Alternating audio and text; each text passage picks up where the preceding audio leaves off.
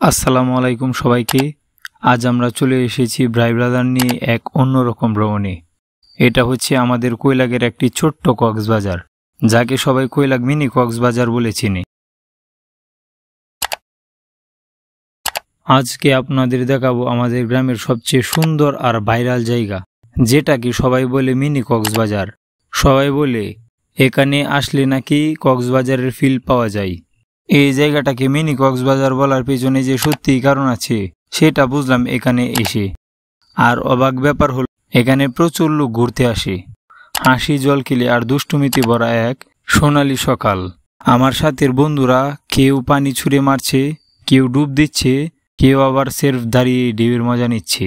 যাদের পকেটে টাকা নাই তারা আমাদের এই কৈলাগ মিনি কক্সবাজারে আসতে পারেন।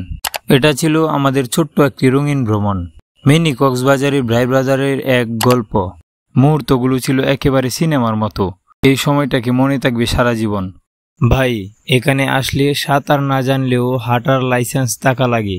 চারদিকে শুধু প্রাকৃতিক সৌন্দর্য, আর নিজ মানুষগুলোর চেয়ে শান্তি আর কিছু হতে পারে। আর দিন শেষে একটা কথাই বলি, এই জায়গায় একবার আসলে বারবার আসতে মন চাইবে। আমরা তখন শুধু উপভোগ করছিলাম, কোনো চিন্তা নেই, শুধু মজা আর ক্যামেরা অন। এই মুমেন্টটা ছিল এক কথায় প্রাইসলেস। যারা এখনো মিনি কক্সবাজারে আসেননি আপনাদের বলবো একবার আসুন। যাদের কক্সবাজারে যাওয়ার সময় নেই তাদের জন্য এটা হতে পারে ছোটখাটো স্বর্গ। আর বন্ধুদের সাথে যদি আসেন তাহলে তো কোনো কথাই নেই। এই সময়টাকে মনে থাকবে সারা জীবন। ভাই রে ভাই, এটা কক্সবাজার না, এটা টিকটক বানানোর নতুন স্পট। এখানে সবাই টিকটক আর ছবি তোলা নিয়ে ব্যস্ত থাকে। চারদিকে পানি, মাঝখানে রাস্তা, আর রাস্তায় হাঁটু পানি। ভাবছেন কক্সবাজার? না ভাই, এটা আমাদের নিজের গ্রাম।